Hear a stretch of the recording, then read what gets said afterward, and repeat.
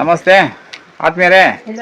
ಇವತ್ತು ನಾವು ಹಿಂದೂಪುರ ತೋಟದ ಕೆಲಸ ಮುಗಿಸಿ ವಾಪಸ್ ಬರುವಾಗ ದಾರಿ ಮಧ್ಯದಲ್ಲಿ ಕರ್ನಾಟಕ ಬಾರ್ಡ್ರಲ್ಲಿ ಆದಿನಾರಾಯಣ ದೇವಸ್ಥಾನ ಬೆಟ್ಟ ಹತ್ಕೊಂಡು ಹೋಗುವಂಥ ಜಾಗಕ್ಕೆ ನಾವು ಇಲ್ಲಿ ಎಲ್ಲ ನಮ್ಮವರೆಲ್ಲ ಬಂದು ಬರ್ತಾ ಇದ್ದೀವಿ. ಇಲ್ಲೆಲ್ಲ ನೋಡಿ ತರಕಾರಿಗಳನ್ನ ನಮ್ಮ ಇವುಗಳಿಗೆ ಹಾಕಿದ್ದಾರೆ. ಇದಕ್ಕೆ ಕಾರಣ ಇಷ್ಟೇ, ಈ ಥರ ತರಕಾರಿ ಹಾಕುವಂಥ ಅವಶ್ಯಕತೆ ಇಲ್ಲ, ಹಾಕಿದ್ದಾರೆ ಭಕ್ತರು ಪ್ರೀತಿಯಿಂದ ಅದಿರಲಿ. ಆದರೆ ಕಾಡಲ್ಲೇ ಅರಣ್ಯ ಇಲಾಖೆ ಬೇರೆ ಬೇರೆ ಹಣ್ಣಿನ ಗಿಡಗಳನ್ನೆಲ್ಲ ಅಲ್ಲೇ ಹಾಕಿದರೆ ಈ ಕಾಡುಗಳಿಗೆ ಈ ರೀತಿ ನಾವು ಕೋತಿಗಳಿಗೆ ಮೇವು ಹಾಕುವಂಥ ಅವಶ್ಯಕತೆ ಇರಲಿಲ್ಲ. ಅರಣ್ಯದಲ್ಲಿ ಇರುವಂಥ ಹಣ್ಣಿನ ಗಿಡಗಳನ್ನ ಸರಿಯಾಗಿ ಹತ್ತಿಸ್ಕೊಂಡ್ರೆ ಇದು ಚೆನ್ನಾಗಿರುತ್ತೆ. ಹಾಗೆ ದೇವಸ್ಥಾನಕ್ಕೆ ನಾವು ಈಗ ಮೆಟ್ಲಲ್ಲಿ ಈಗ ಹತ್ಕೊಂಡಿಗೆ ಹೋಗ್ತಾ ಇದ್ದೀವಿ. ಇನ್ನು ಕೆಲವರು ಸ್ವಲ್ಪ ಶಕ್ತಿ ಇರೋರೆಲ್ಲ ಮುಂದೆ ಹತ್ಕೊಂಡು ಹೋಗ್ತಾ ಇದ್ದಾರೆ. ನರಳಲ್ಲಿ ಹೋಗಲಿಕ್ಕೆ ಚೆನ್ನಾಗಿ ನಮಗೆ ಇದು ನರಳನ್ನು ಇಟ್ಟಿದ್ದಾರೆ. ಅದು ಭಾಳ ಮೆಟ್ಲೆಲ್ಲ ಹತ್ತಲಿಕ್ಕೆ ಬಿಸಿಲಲ್ಲಿ ಕಷ್ಟ ಆಗ್ತದೆ ಅಂದ್ಬಿಟ್ಟು ಯಾರೋ ಭಕ್ತರು ಇದಕ್ಕೆಲ್ಲ ಒಂದು ನರಳನ್ನು ವ್ಯವಸ್ಥೆ ಮಾಡಿದ್ದಾರೆ. ನಾವು ತಲಕಾಯಲು ಬೆಟ್ಟದಲ್ಲಿ ಹೋದಾಗಲೂ ಅಲ್ಲೊಂದು ದೇವಸ್ಥಾನದ ಬಗ್ಗೆ ನಿಮ್ಗೆ ಹೇಳಿದ್ದು. ಹಾಗೆ ಇಲ್ಲಿ ಹಿಂದೂಪುರಕ್ಕೆ ಬಂದಾಗ ಈ ದೇವಸ್ಥಾನದ್ದು ನಾವು ಇಲ್ಲಿ ಎಲ್ಲೇ ಹೋದ್ರೂ ಕೆಲಸ ಮಾಡಿರೋರಿಗೆ ಸ್ವಲ್ಪ ಕೆಲಸದ ಮಧ್ಯದಲ್ಲಿ ಇದೊಂದು ಸ್ವಲ್ಪ ವಿಶ್ರಾಂತಿ ಇರಬೇಕು, ಪ್ರವಾಸ ಥರನೂ ಇರಬೇಕು, ಕೆಲಸನೂ ಇರಬೇಕು, ಎಲ್ಲವೂ ಮಿಕ್ಸ್ ಮಾಡಿಕೊಂಡು ಜೀವನ ನಡೆಸಬೇಕು. ನಮಗೆ ಸಮಯ ಸಿಕ್ಕದೇ ಇದ್ರೂ ಸಿಕ್ಕಿದಂಥ ಸಮಯದಲ್ಲಿ ಇಂಥ ಜಾಗಕ್ಕೆ ಹೋದಾಗ ಅಲ್ಲಿ ಯಾವುದಾದ್ರೂ ಒಂದು ಒಳ್ಳೆಯ ದೇವಸ್ಥಾನ ಪ್ರವಾಸದ ಒಂದು ಕೇಂದ್ರಗಳೆಲ್ಲಿದ್ದರೆ ನಾವೆಲ್ಲ ಹೋಗೋದೊಂದು ಅಭ್ಯಾಸ ಇಟ್ಕೊಂಡಿದ್ದೀವಿ. ಸಾಮರ್ಥ್ಯಗಳು ಬೇಗ ಬೇಗ ನಡ್ಕೊಂಡು ಹೋಗ್ತಾ ಇದ್ದಾರೆ. ಮೆಟ್ಲೆಲ್ಲ ಚೆನ್ನಾಗಿ ಮಾಡಿದ್ದಾರೆ ನೋಡಿ, ನೆರಳೆಲ್ಲ ಈ ಥರ ಇದೆ, ಭಾಳ ಚೆನ್ನಾಗಿ ಮಾಡಿದ್ದಾರೆ. ಕಾಡಲ್ಲೆಲ್ಲ ಆಲ್ಮೋಸ್ಟು ಎಲ್ಲ ಅರಣ್ಯ ಗಿಡಗಳೇ ಇದೆ. ನಮ್ಮ ಚಾಮುಂಡಿ ಬೆಟ್ಟದಲ್ಲಿ ಇದ್ದಾಗೆ ಇಲ್ಲೆಲ್ಲ ಗ್ಲಿಸಿಡೆ ಗಿಡಗಳನ್ನು ಹಾಕಿಬಿಟ್ರೆ ಅದು ಬೇಸಿಗೆಗೆ ಒಣಗೋದಿಲ್ಲ, ಮತ್ತು ಮಣ್ಣನ್ನು ಸಮೇತ ಅದು ಕೊಚ್ಚಕ್ಕೆ ಬಿಡಲ್ಲ. ಬೇರೆ ಗಿಡಗಳಿಗೂ ಅದು ನೈಟ್ರೋಜನ್ ಫಿಕ್ಸೇಷನ್ಗೆ ತುಂಬ ಅನುಕೂಲ ಆಗುತ್ತೆ. ಹೀಗೆ ಒಂದೊಂದು ಬೆಟ್ಟಗಳನ್ನು ಯಾರಾದರೂ ಶಕ್ತಿ ಇರುವಂಥ ದಾನಿಗಳು ಅದನ್ನು ತಗೊಂಡು ಸ್ವಲ್ಪ ಮರ ಗಿಡ ನಡೆಸಿದ್ರೆ ಮುಂದೆ ಅವ್ರು ಹೋದಾಗ ಅವ್ರ ಹೆಸರು ಉಳಿಯುತ್ತೆ. ನೋಡಿ ಈ ರೀತಿ ಎಲ್ಲ ಪ್ಲ್ಯಾಸ್ಟಿಕ್ಕನ್ನು ಹಾಕಿ, ಪ್ಲ್ಯಾಸ್ಟಿಕ್ಕೇ ನಮಗೆ ಒಂದು ದೊಡ್ಡ ಶಾಪ ಇರೋದೇ ಪ್ಲ್ಯಾಸ್ಟಿಕ್ಕಿಂದು. ಪ್ಲ್ಯಾಸ್ಟಿಕ್ಕೆಲ್ಲ ತೆಗೆದು ಆಮೇಲೆ ಮಧ್ಯದಲ್ಲಿ ಸ್ವಲ್ಪ ವಿಶ್ರಾಂತಿ ಅಂತೇಳಿ ನೋಡಿ ಈ ರೀತಿ ಜಾಗ ಎಲ್ಲ ಇಟ್ಟಿದ್ದಾರೆ. ಯಾರೋ ಒಬ್ಬರಿಗೆ ನಡೆದು ಸುಸ್ತಾಯಿತು ಅಂದರೆ ಸ್ವಲ್ಪ ಇಲ್ಲಿ ಕೂತ್ಕೊಂಡು ಇಲ್ಲಿ ಒಂದು 2 ನಿಮಿಷ ವಿಶ್ರಾಂತಿ ತಗೊಂಡು ಮುಂದಕ್ಕೆ ಮೂವ್ ಮಾಡ್ಬೋದು ಅಂದ್ಬಿಟ್ಟು ಈ ರೀತಿ ಕಲ್ಲನ್ನು ಹಾಕಿದ್ದಾರೆ. ಚೆನ್ನಾಗಿದೆ. ಮುಂದೆ ಅಲ್ಲಿ ದೇವಸ್ಥಾನ ಯಾವ ರೀತಿ ಇದೆ ಅನ್ನೋದನ್ನ ಮುಂದೆ ನಾನು ತಿಳಿಸ್ತೀನಿ. ಇಲ್ಲಿ ಮೆಟ್ಲು ಪಕ್ಕದ ಮಧ್ಯದಲ್ಲಿ ಈ ಥರ ಒಂದು ದಾರಿಯನ್ನು ಬಿಟ್ಕೊಂಡಿದ್ದಾರೆ.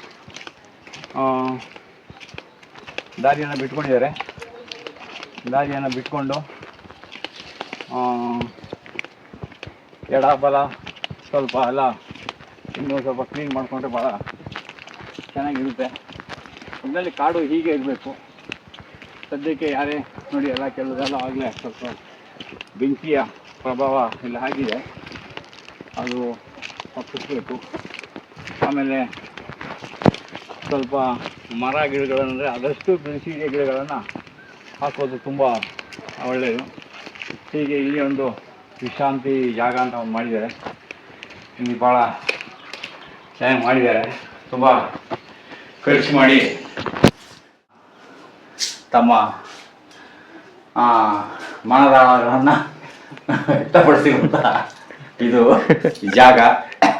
ಅದರಲ್ಲಿ ಯಾವುದೇ ನಿಮಗೆ ಯಾರು ಬೇಕಾದ್ರೆ ಆಗ್ಬೋದು, ತೊಂದರೆ ಏನಿಲ್ಲ. ಯಾಕೆಂತೇಳಿದ್ರೆ ಅಲ್ಲಿ ಅವರು ಒಂದು ನೇಮನ್ನು ಬರೆದಿದ್ದಾರೆ. ಯಾಕೆಂದರೆ ಅಲ್ಲಿ ಬರೆದಿರೋರಿಗೆ ಯಾವುದೇ ಸರ್ನೇಮ್ ಆಗಲಿ ಇನ್ಸಿಲ್ ಆಗಲಿ ಏನಿರಲ್ಲ. ಅಥವಾ ಯಾರೋ ಒಬ್ಬ ದೀಪಕ್ ಅಂತ ಬರೆದಿದ್ರೆ ಅದು ಇಂಡಿಯಾದಲ್ಲಿರಲ್ಲ, ದೀಪಕ್ಕು ಸಂಬಂಧಪಟ್ಟಂಥದ್ದೇ. ಆಮೇಲೆ ಯಾರೋ ಒಬ್ಬರು ಇನ್ಸಿಲ್ ಹಾಕಿದ್ದಾರೆ, ಅವ್ರ ತಂದೆ ಹೆಸರು ಬೇಮಯ ಇದಿರ್ಬೋದು ಅಥವಾ ಭಾಗೀರಥ ಅಂತ ಇದ್ರು ಅದು ಬಿ ಆಗ್ತದೆ. ಹೀಗೆ ಅದು ನೆಲ್ಲ ಇಲ್ಲಿ ಇಟ್ಟಿದ್ದಾರೆ. ಈ ಕಲ್ಲುಗಳೆಲ್ಲ ಇಲ್ಲಿಂದ ಸಮೇತ ಒಂದು ಒಳ್ಳೆ ಕಾಡಿನ ಸುಂದರವಾದ ಪ್ರದೇಶವನ್ನು ಇಲ್ಲಿಂದ ನೋಡ್ಬೋದು. ಕೂತ್ಕೊಳ್ಳೋಕ್ಕೆಲ್ಲ ಭಾಳ ಚೆನ್ನಾಗಿ ಇದು ಮಾಡಿದ್ದಾರೆ. ಅಲ್ಲಿ ಕಲ್ಲುಗಳನ್ನೆಲ್ಲ ಇಟ್ಟಿದ್ದಾರೆ, ತುಂಬ ಚೆನ್ನಾಗಿದೆ. ಇಲ್ಲಿಂದನೂ ಬೆಟ್ಟ ಚೆನ್ನಾಗಿ ಕಾಣಿಸ್ತಾ ಇದೆ. ಅಂದರೆ ಮೇಲೆ ಹೋದ್ಮೇಲೆ ಇನ್ನೂ ಚೆನ್ನಾಗಿ ಕಾಣಿಸ್ಬೋದು ಅಂತ ನಮಗೊಂದು ಅಭಿಪ್ರಾಯ.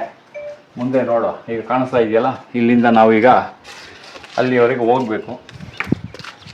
ಇಲ್ಲಿ ಕಾಣಿಸ್ತಾ ಇದೆಯಲ್ಲ, ಇಲ್ಲಿಂದ ಮೋಸ್ಟ್ಲಿ ಅಲ್ಲೊಂದು ಕುಡಿತಾ ಕಾಣಿಸ್ತಾ ಇದೆ. ನೋಡೋ, ಏನೋ 1-2-3 ಗಿಡ ಬಚಾವಾಗಿದೆಯಪ್ಪ. ಅದು ಯಾವ ಗಿಡಗಳು ಬಚಾವಾಗಿದೆ ಅಂಥದನ್ನೇ ನೋಡಿ ಅರಣ್ಯ ಇಲಾಖೆಯವರು ನಡಬೇಕೇ ವಿನ ಯಾವುದ್ಯಾವುದೋ ಗಿಡಗಳನ್ನ ನೆಡಲಿಕ್ಕೆ ಹೋಗ್ಬಾರ್ದು ಅಂತ ಅರಣ್ಯ ಇಲಾಖೆಯವರು ನಮ್ಮದು ಅಂದ್ಬಿಟ್ಟು ಬೋರ್ಡ್ ಹಾಕ್ಕೊಂಡಿದ್ದಾರೆ. ಆಮೇಲೆ ಪ್ಲಾಸ್ಟಿಕ್ಕನ್ನು ಇದನ್ನು ಅಲ್ಲಿ ಬಳಸಿ ಉಳಿಸಿ ಅಂತ ಹೇಳಿದ್ದಾರೆ. ಅಲ್ಲಿ ಉಪಯೋಗಿಸಿ ಅಂತಿದ್ದಾರೆ, ಅದನ್ನು ಉಪಯೋಗಿಸೋಲ್ಲ. ಪ್ಲಾಸ್ಟಿಕ್ಕನ್ನೇ ಬಳಸಬೇಡಿ ಅಂತ ಹೇಳಬೇಕು ಅವರು. ನಿಮ್ಮ ಪ್ಲಾಸ್ಟಿಕ್ ಬಾಟ್ಲ್ಗಳನ್ನೆಲ್ಲ ಇಲ್ಲ ಹಾಕಿ ಅಂತ ಹೇಳೋ ಬದಲು ಪ್ಲಾಸ್ಟಿಕ್ಕನ್ನೇ ನಿಷೇಧಿಸಬೇಕು, ಯಾರೂ ಪ್ಲಾಸ್ಟಿಕ್ಕನ್ನು ತರಬಾರ್ದು ಅಂತ ಮಾಡಬೇಕು. ಇದೊಂದು ಒಳ್ಳೆ ಒಂದು ಪ್ರವಾಸ ಕೇಂದ್ರ ಇದೆ. ಸರಿಯಾಗಿ ಮೇಂಟೈನ್ ಮಾಡಿದ್ರೆ ಒಂದು ಒಳ್ಳೆ ಪ್ರವಾಸ ಕೇಂದ್ರ ಆಗ್ತದೆ. ಇಂಥವುಗಳನ್ನ ಡೆವಲಪ್ ಮಾಡಿಕೊಂಡು ಪರಿಸರ ಮತ್ತು ದೇವರು ಎರಡನ್ನೂ ಒಟ್ಟಿಗೆ ಇಟ್ಕೊಂಡು ಹೋಗ್ಬೇಕು. ಬರೀ ಕೇವಲ ದೇವರು ಅಂತ ಇಟ್ಕೊಂಡು ಹೋಗೋದು ಆಗಲ್ಲ. ಇಲ್ಲೂ ಕೆಲವು ನಮ್ಮ GST ದಾರರು ಇಲ್ಲೂ ಬಂದು ಕೆಲಸ ಮಾಡಿದ್ದಾರೆ. ಇಲ್ಲೂ ತೆರಿಗೆಯನ್ನು ಕಟ್ಟಿದ್ದಾರೆ. GST ದಾರರು ಅಂತ ಹೇಳಿದ್ರೆ 30, 90, 60 ಇದೆಯಲ್ಲ, ಅದು ಇಲ್ಲಿ ಬಂದಿದೆ. ಆಮೇಲೆ ತುಂಬ ಜನ ದುಶ್ಚಟಗಳನ್ನ ದೇವಸ್ಥಾನದಲ್ಲಿ ಬಿಟ್ಬಿಡಿ ಅಂದರೆ ದುಶ್ಚಟ ಮಾಡಿ ಅದರ ಕವರ್ಗಳನ್ನೆಲ್ಲ ಇಲ್ಲೇ ಬಿಟ್ಬಿಟ್ಟು ಹೋಗಿದ್ದಾರೆ. ಚಟನ ಜೊತೆಲೇ ಒಯ್ದಿರಬೇಕು ಅಂತ ಕಾಣಿಸ್ತದೆ. ಅದನ್ನು ಬಿಟ್ಬಿಡೋದು ಒಳ್ಳೆಯದು. ಪ್ಲಾಸ್ಟಿಕ್ ಮಾನು ಸ್ವಲ್ಪ ಪ್ರಭಾವ ಇದೆ ಈ ಕಡೆ. ಚೆನ್ನಾಗಿ ಮಾಡಿದ್ದಾರೆ. ಮುಂದೆ ಯಾವ್ದಾದ್ರು ಒಂದು ಪಾಯಿಂಟ್ ಬಂದಾಗ ಹೇಳೋಣ. ಇವುಗಳೆಲ್ಲವನ್ನು ಜನರಿಗೆ ಪರಿಸರ ಮತ್ತು ಪ್ರಕೃತಿಯೋದ್ಯಮ, ದೇವರು ಮೂರನ್ನೂ ಇಟ್ಕೋಬೇಕು. ಜನ ಭಯ ಪಡೋದೇ ದೇವ್ರಿಗೆ. ನೋಡಪ್ಪ, ಇಲ್ಲಿ ಒಂದು ಮರ ಕತ್ತಿಸ್ಬಿಟ್ರೆ ನಿಮ್ಮ ಮನೇಲಿ ಮೊಗ ಸತ್ತೋಗ್ಬಿಡ್ತದೆ ಅಂದ್ಬಿಟ್ರೆ ಯಾರು ಮರ ಕತ್ತಿಸೋಕೆ ಹೋಗಲ್ಲ. ಆಮೇಲೆ ಇತ್ತು, ಪೂರ್ವ ಕಾಲದಲ್ಲೆಲ್ಲ ಇತ್ತು ದೇವರ ಕಾಡು ಅಂತ ಇಡೋರು. ಅದು ದೇವರ ಕಾಡು ಥರನೇ ಇರಬೇಕು. ಭಯ ಹಾಕ್ಸೋರು. ಅಲ್ಲಿಂದ ಸೌದೆ ತಂದು ಅಡುಗೆ ಮಾಡಿದ್ರೆ ಅನ್ನ ಬೇಯದ್ರೊಳಗೆ ನಿಮ್ಮ ಮನೇಲಿ ಯಾರಾದ್ರೂ ಒಬ್ರು ಹೊಟ್ಟೋಗ್ಬಿಡ್ತಾರೆ. ಈ ಬೈಕೆ ಜನ ಮಾಡೋದು ಕಾಡಲ್ಲಿ ಹೋಗಿ ಮರ ಅಂದರೆ ದೇವರ ಕಾಡು ಅಂತ ಇಡೋದು. ಪ್ರತಿ ಊರಲ್ಲೂ ಗೋಮಾಳ ದೇವರ ಕಾಡು ಅಂತ ಒಂದು ರಿಸರ್ವ್ ಜಾಗ ಇದೆ. ಅಲ್ಲಿ ಅರಣ್ಯಗಳು ಏಕೆ ಉಳಿತಾ ಇತ್ತು ಅಂದರೆ ಆ ದೇವರಿಗೆ ಲಿಂಕ್ ಕೊಡೋದು ಅವರು. ಒಬ್ಬ ದೇವರು ಎಲ್ಲರಿಗೂ ಒಳ್ಳೇದೇ ಮಾಡೋದು, ಯಾರಿಗೂ ಕೆಟ್ಟದ್ದು ಮಾಡಲ್ಲ. ಆದರೆ ಒಂದು ಜನ ಏನು ಮಾಡ್ತಾರೆ ಅಂತ ಹೇಳಿದ್ರೆ, ಈ ಜನರನ್ನ ಒಂದು ಹತೋಟಿಗೆ ಕರ್ಕೊಳ್ಬೇಕಾದ್ರೆ ಸ್ವಲ್ಪ ಭಯ ಇಕ್ಸ್ಬೇಕು ಅಂತ ಹೇಳ್ಬಿಟ್ಟು, ನೀನು ಇಂಥ ದಿನವೇ ಬರಬೇಕು ದೇವಸ್ಥಾನಕ್ಕೆ, ಇಂಥದ್ದೆಲ್ಲ ಮಾಡಬಾರ್ದು, ಬರುವಾಗ ಶುದ್ಧ ಮನಸ್ಸಿಂದ ಬರಬೇಕು, ಸ್ನಾನ ಮಾಡಿರಬೇಕು. ಸ್ನಾನ ಮಾಡಿರ್ಬೇಕಂದ್ರೆ ಏನಾಗ್ತಂದರೆ ಸಾವಿರಾರು ಜನರ ಮಧ್ಯದಲ್ಲಿ ಸೇರಿದಾಗ ಅವರ ದೇಹದಲ್ಲಿರುವ ವೈರಲ್ಗಳು ಬೇರೆಯವ್ರಿಗೇನೋ ಹರಡ್ಬೋದು ಅಂತ ಏನೋ ಒಂದು ಬೈಕ್ ಏನೋ ಸ್ವಚ್ಛತೆಯ ದೃಷ್ಟಿಯಿಂದ ಹೇಳಿರ್ಬೋದು. ಸ್ನಾನ ಮಾಡೇ ಹೋಗ್ಬೇಕಂತೇನಿಲ್ಲ, ಸ್ವಚ್ಛತೆ ದೃಷ್ಟಿಯಿಂದ ಅದೆಲ್ಲ ಕೆಲವು ನಿಯಮಗಳನ್ನ ಅವರು ಆಗ ಹಾಕ್ಕೊಂಡಿದ್ದಾರೆ. ಆಗಲಾದರೂ ಜನರಿಗೆ ಪರಿಸರ ಪ್ರಕೃತಿ ಪರಿಸರ ಭಾಳ ಇಂಪಾರ್ಟೆಂಟು. ಮರ ಗಿಡ ಕಾಡು ಬೆಟ್ಟ ಇವುಗಳೆಲ್ಲವೂ ಹಾಗಾಗಿ ಉಳ್ಕೊಂಡ್ರೇ ವರ್ಷಕ್ಕೆ ಮಳೆ ಬೆಳೆ, ಆಮೇಲೆ ಪರಿಸರದ ಒಂದು ಸಮತೋಲನ ಕಾಪಾಡ್ಕೊಳ್ಳೋದೇ ಈ ಪರಿಸರ ಮತ್ತು ಪ್ರಕೃತಿ.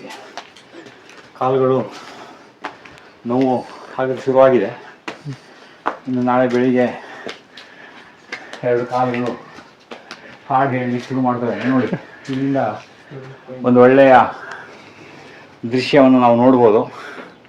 ಮುಂದೆ ಹೋದಾಗ ಇನ್ನೂ ನಿಮಗೆ ರಸದೌತಣ, ಪರಿಸರದ ಒಂದು ರಸದೌತಣವನ್ನು ಪ್ರತಿಯೊಂದು ಇಡ್ತಾರೆ, ನೋಡ್ತಾ ಇರಿ. ಅದೇ ಒಂದು ಬೇಸರ ಅಂದರೆ ಎಲ್ಲ ಕಡೆನೂ ಈ ಜಾತ್ರೆ ಗೀತೆ ನೆನ್ನೆಲ್ಲ ಮುಗ್ದಿರ್ಬೇಕಂತೆ. ಐಸ್ ಕ್ಯಾಂಡಿದ ಕವರು, ನೀರಿನ ಬಾಟ್ಲು ಇವೆಲ್ಲ ಇಲ್ಲಿ ಇಟ್ಟಿದ್ದಾರೆ. ಗಿಡಗಳು ಎಲ್ಲ ಕುಂಕುಮ ಡಬ್ಬಿ, ಉಪ್ಪಿನಕಾಯಿ ಡಬ್ಬಿ ಥರನೇ ಕಾಣಿಸ್ತದೆ. ಅದೆಲ್ಲ ಡಬ್ಬಿ ಸುಮಾರು ಒಳ್ಳೆಯ ದೃಶ್ಯ ಇಲ್ಲಿಂದ ಕಾಣಿಸ್ತದೆ. ಅಲ್ಲಿ ನಿಂತ್ಕೊಂಡು ನೋಡಿದಾಗ ಬೆಟ್ಟ ಹಸಿರು ಕಾಣಿಸ್ತಾ ಇತ್ತು. ಈಗ ಇಲ್ಲಿ ನಿಂತ್ಕೊಂಡು ನೋಡಿದಾಗ ನೆಲನೇ ಹಸಿರು ಕಾಣಿಸ್ತಾ ಇದೆ. ಇದಕ್ಕೆ ನಮ್ಮಲ್ಲಿ ಒಂದು ಗಾದೆ ಹೇಳ್ತಾರೆ, ಒಂದು ಎತ್ತು ಹುಲ್ಲು ಮೇಯ್ತಾ ಇತ್ತಂತೆ. ದೂರದ ಬೆಟ್ಟ ನೋಡ್ಬಿಟ್ಟು ಅಲ್ಲಿ ತುಂಬ ಹಸಿರಿದೆ ಅಂದ್ಬಿಟ್ಟು ಅಲ್ಲಿಗೆ ಹೋಗಿ ನೋಡುವಾಗ ಅಲ್ಲಿ ಹಸಿರೇ ಇರ್ತಿರ್ಲಿಲ್ಲ. ಆಮೇಲೆ ಪುನಃ ನಾನು ಬಂದ ಜಾಗ ತಿರುಗಿ ನೋಡಿದ್ರೆ ಅಲ್ಲೇ ಚೆನ್ನಾಗಿ ಹಸಿರು ಇದೆಯಲ್ಲ ಅಂತ ಹೇಳಿ ಪುನಃ ವಾಪಸ್ಸು ಅದೇ ಜಾಗ ಬಂತಂತೆ. ಹಾಗೆ ದೂರದ ಬೆಟ್ಟ ನುಣ್ಣಗೆ ಅಂತ ಕಣ್ಣಿಗೆ ಕಾಣೋದೆಲ್ಲ ಹಸಿರೇನೆ ಅಂತ. ಯಾವುದೂ ಅಷ್ಟೇ ದೂರದಿಂದ ನೋಡಿದ್ರೇ ಎಲ್ಲವನ್ನ ಸೌಂದರ್ಯವನ್ನು ಅನುಭವಿಸೋಕ್ಕೆ ಸಾಧ್ಯ. ಯಾವುದೋ ಒಬ್ಬ ವ್ಯಕ್ತಿ ತುಂಬ ಒಳ್ಳೆಯವರು ಅಂತ ನಾವು ಅವ್ರ ಬಗ್ಗೆ ಕೇಳಿರ್ತೀವಿ. ಆದರೆ ಒಂದಿನ 2 ದಿನ ಅವ್ರ ಜೊತೆ ಇದ್ದಾಗ ಅವ್ರು ಎಷ್ಟು ಒಳ್ಳೆಯವರು ಅಂತ ನಿಮಗೆ ಮಂದಟ್ಟಾಗ್ತದೆ. ಅದರಿಂದ ಯಾವುದನ್ನ ಒಂದನ್ನು ಸಡನ್ನಾಗಿ ಯಾರು ಜಡ್ಜ್ಮೆಂಟ್ ಮಾಡೋಕ್ಕೆ ಹೋಗ್ಬೇಡಿ. ಕೆಲವರು ತುಂಬ ಕೆಟ್ಟ ವ್ಯಕ್ತಿ ಅಂತ ತೀರ್ಮಾನ ಮಾಡಿಬಿಟ್ಟಿರ್ತಾರೆ. ಆದರೆ ಅವ್ರ ಜೊತೆಲಿ 1-2 ದಿನ ಸಮೀಪ ಇದ್ದಾಗ ಅವ್ರು ಏನು ಅಂತ ಅರ್ಥ ಆಗ್ತದೆ. ಈಗೆಲ್ಲವೂ ಅಷ್ಟೇ, ಯಾವುದೇ ಒಬ್ಬ ವ್ಯಕ್ತಿಯನ್ನು ನಾವು ಯಾರೋ ಹೇಳಿದಂತೆ ನಾವು ಜಡ್ಜ್ಮೆಂಟ್ ಕೊಡೋದು ತಪ್ಪು. ಮತ್ತು ಅವ್ರು ಮಾತಾಡೋದು, ಅವ್ರ ಆಚಾರ ವಿಚಾರ ನೋಡಿ ಜಡ್ಜ್ಮೆಂಟ್ ಕೊಡೋದು ತಪ್ಪು. ಅವರ ಸುದೀರ್ಘ ಪ್ರಯಾಣ ಇವುಗಳನ್ನೆಲ್ಲ ನೋಡಿ ನಾವು ಆಮೇಲೆ ತೀರ್ಮಾನ ತಗೊಳ್ಳೋದು ಒಳ್ಳೆಯದು. ನೋಡಿ, ಮೆಟ್ಲು ಭಾಳ ಕಡಿದಾಗ್ತಾ ಇದೆ. ನಮ್ಮವರು ಭಾಳ ಕಷ್ಟಪಟ್ಟು ನಡೀತಾ ಇದ್ದಾರೆ. ಅವ್ರೇನೋ ಅಷ್ಟು ಮೆಟ್ಲು ಹತ್ಬಿಟ್ರು, ಈಗ ನಾವು ಹತ್ಬೇಕಲ್ಲಪ್ಪ ಇಷ್ಟು, ಅವ್ರೇನೋ ಹತ್ತು ಹೋಗ್ಬಿಟ್ರು. ಈಗ ನಮ್ಮ ಸಲವೇ ಇದು ಬೆಟ್ಟ, ಪಕ್ಷಿಗಳು ಇಷ್ಟು ನೋಡಿ. ಇಷ್ಟು ದೊಡ್ಡ ಕಾಡಿದ್ರು ಯಾವುದೇ ಒಂದು ಪಕ್ಷಿಗಳ ಚಿಲಿಪಿಲಿ ಶಬ್ದ ಇಲ್ಲ ಇಲ್ಲಿ. ಅದೇ ನಾವು ಮಾಡೋಂಥ ತೋಟಗಳಲ್ಲೆಲ್ಲ 1-2-3 ತಿಂಗಳಿಗೇನೆ ಎಲ್ಲ ಪಕ್ಷಿಗಳು ಬರೋ ಥರ ವಾತಾವರಣನ ನಾವು ಕ್ರಿಯೇಟ್ ಮಾಡ್ತೀವಿ. ಇಲ್ಲಿ ಸದ್ಯಕ್ಕೆ ಯಾವ ಪಕ್ಷಿಯ ಚಿಲಿಪಿಲಿ ಆಗಲಿ, ಕಾಡು ಪ್ರಾಣಿಗಳಾಗಲಿ, ಜಿಂಕೆ ಕರಡಿ ಇದೆ ಅಂತ ಹೇಳ್ತಾರೆ. ಪಾಪ ಅವಕ್ಕೆ ಮೇವು ಬೇಕಲ್ಲ ಇದಕ್ಕೆ. ಹತ್ತೋದು ಸುಲಭ ಅಂತೆ, ಇಳಿಯೋದು ಕಷ್ಟ ಅಂತ ಹೇಳ್ತಾರೆ. ಹಾಗೆ ನಾವೇನೋ ಹತ್ತುವಾಗ ಹೇಳ್ಕೊಳ್ಬೇಕು ಇದೇ ಸುಲಭ ಅಂತ, ಇಳಿಯುವಾಗ ಅದೇ ಸುಲಭ ಅಂತ ಹೇಳ್ಕೋಬೇಕು. ಅದೇ ಜೀವನ. ತುಂಬ ಸಪೋರ್ಟ್ ಇಲ್ಲದೇನೆ ಹತ್ತೋದು ಕಷ್ಟ ಆಗ್ತದೆ. ಈಗೆಲ್ಲ ಇಲ್ಲಿ ಪೈಪ್ ಲೈನ್ ಎಲ್ಲ ಮಾಡ್ಕೊಂಡಿದ್ದಾರೆ. ಮೋಸ್ಟ್ಲಿ ಗುಡಿ ಹತ್ತಿರ ಬಂದು ಅಂತ ಕಾಣ್ತದೆ. ಹೀಗೆ ಸುಮಾರು ಒಂದು 300 ಮೆಟ್ಲಿಗಿಂತ ಜಾಸ್ತಿನೇ ಹತ್ತಿರ್ಬೋದು. ಹತ್ತತ್ರಕ್ಕೆ ಸಮೀಪಿಸಿದ್ದೀವಿ. ಮತ್ತು ಜಾತ್ರೆ ದಿನಗಳಲ್ಲಿ ಇಲ್ಲಿ ತುಂಬ ರಶ್ ಆಗ್ಬೋದು ಅನಿಸ್ತಾ ಇದೆ. ಪರಿಸರ ನೋಡಿ, ಪ್ಲಾಸ್ಟಿಕ್ ರಾಶಿ ಎಲ್ಲ ಇನ್ನು ಕರ್ಕೊಂಡೋಗಿ ರೈತರ ಜಮೀನಿಗೆ ಸೇರೋದು ಇದು. ಇಲ್ಲದ್ರೆ ನದಿ, ಜಲಮೂಲ ಇವುಗಳನ್ನು ಸೇರಿ ಪ್ರಕೃತಿಯನ್ನು ಹಾಳು ಮಾಡಬೇಕು ಅನ್ನೋದೇ ಒಂದು ವ್ಯವಸ್ಥೆ ಜಾಲ ನಡೀತಾ ಇದೆ. ನೀರಿನ ಶಾಲೆಯನ್ನು ಕೆಡಿಸ್ಬೇಕು.